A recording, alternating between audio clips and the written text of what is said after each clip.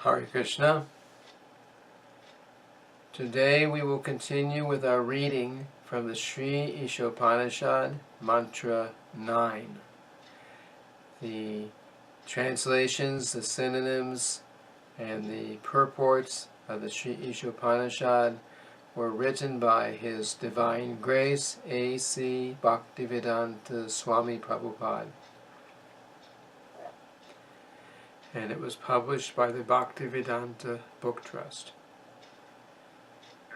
So we will start with the Sanskrit verse for Mantra 9. Andhang tamaha pravishanti ye vidyam upashate tato bhuya ivate tamo ya uvidyayang rataha.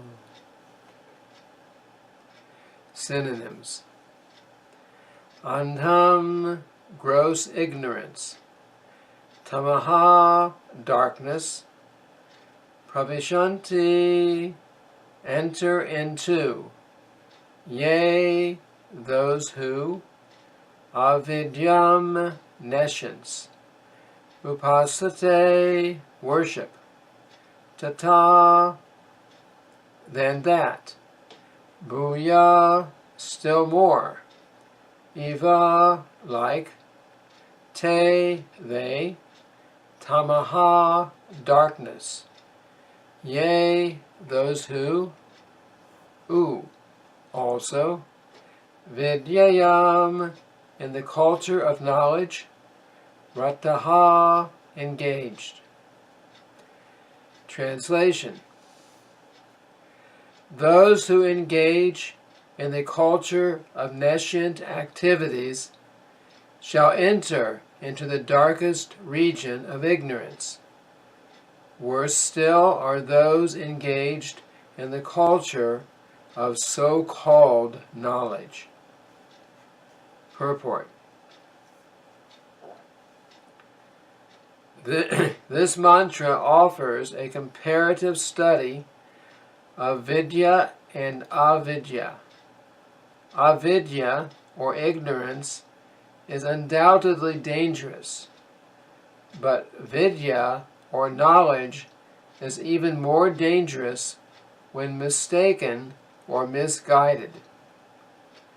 This mantra of Sri Ishopanishad is more applicable today than at any time in the past.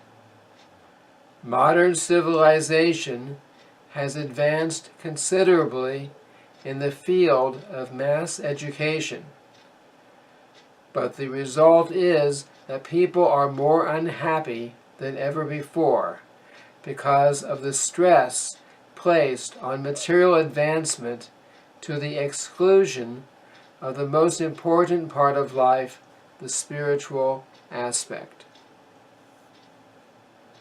As far as vidya is concerned, the first mantra has explained very clearly that the Supreme Lord is the proprietor of everything, and that forgetfulness of this fact is ignorance. The more a man forgets this fact of life, the more he is in darkness. In view of this, a godless civilization directed toward the so-called advancement of education is more dangerous than a civilization in which the masses of people are less educated. Of the different classes of men, karmis, jnanis, and yogis, the karmis are those who are engaged in the activities of sense gratification.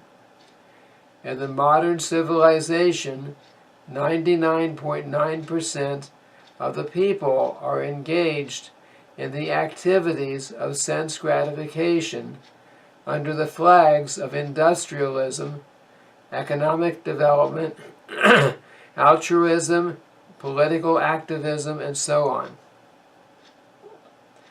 All these activities are more or less based on the satisfaction of the senses, to the exclusion of the kind of God consciousness described in the first mantra.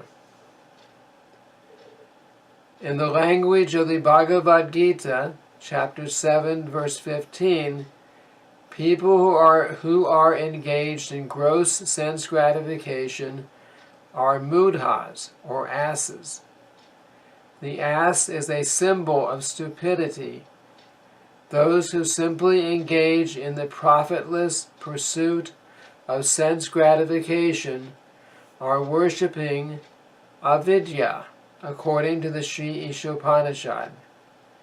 And those who play the role of helping this sort of civilization in the name of educational advancement are actually doing more harm than those who are on the platform of gross sense gratification.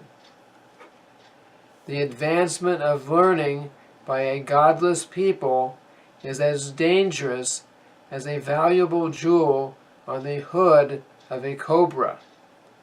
A cobra decorated with a valuable jewel is more dangerous than one not decorated.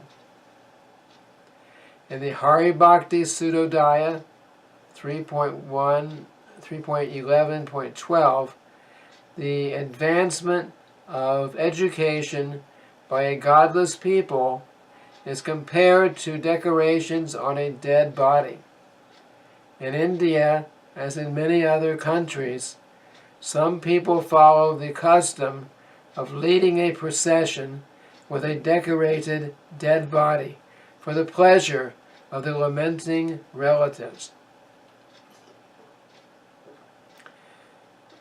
In the same way, modern civilization is a patchwork of activities meant to cover the perpetual miseries of material existence. All such activities are aimed towards sense gratification. But above the senses is the mind, and above the mind is the intelligence, and above the intelligence is the soul. Thus the aim of real education should be self-realization, realization of the spiritual values of the soul. Any education which does not lead to such realization must be considered avidya, or nescience, and to culture such nescience means to go down to the darkest region of ignorance.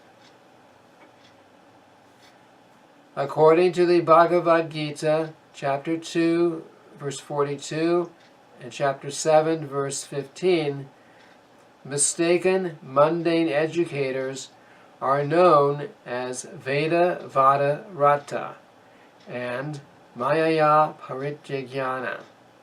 They may also be atheistic demons, the lowest of men. Those who are Veda Vada Rata pose themselves as very learned in the Vedic literature, but unfortunately they are completely diverted from the purpose of the Vedas. In the Bhagavad Gita, chapter 15, verse 15, it is said that the purpose of the Vedas is to know the personality of Godhead. But these Veda Vada Rata men are not at all interested in the personality of Godhead. On the contrary, they are fascinated by such fruitive results as the attainment of heaven. As stated in Mantra 1, one should know that the personality of Godhead is the proprietor of everything, and that we must be satisfied with our allotted portions of the necessities of life.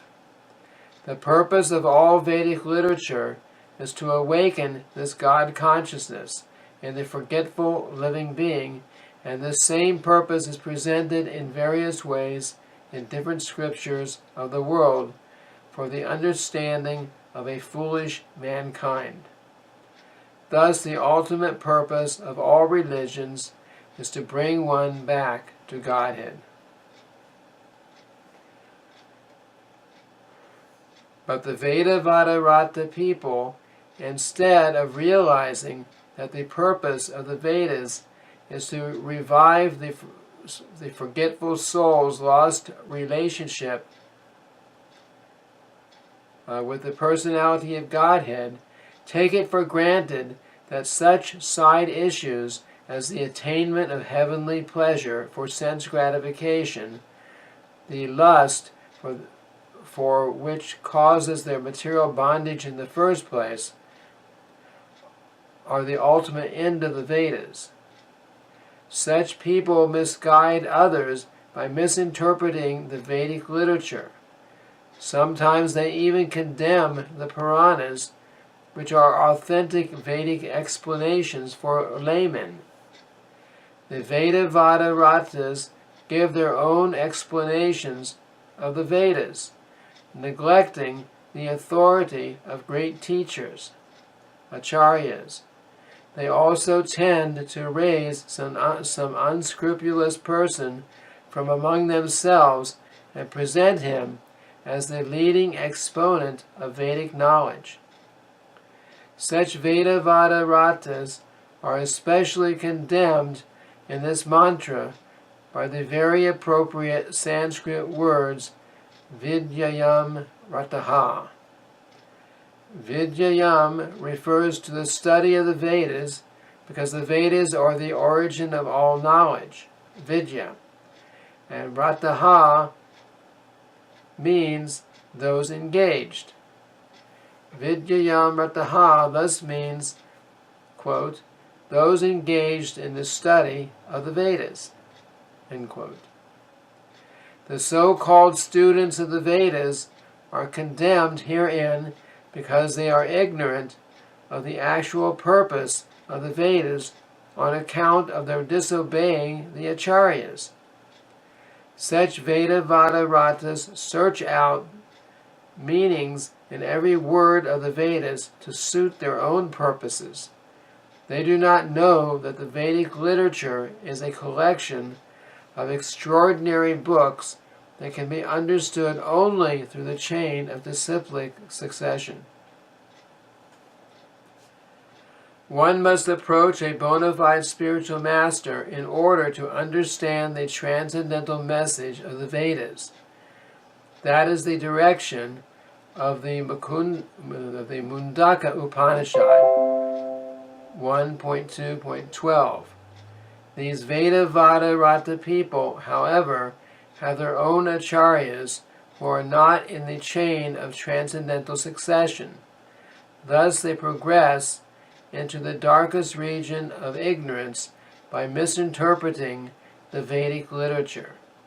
They fall even further into ignorance than those who have no knowledge of the Vedas at all. The Mayaya Parityajnana class of men are self-made gods. Such men think that they themselves are God and that there is no need of worshipping any other god. They will agree to worship an ordinary man if he happens to be rich, but they will never worship the personality of Godhead.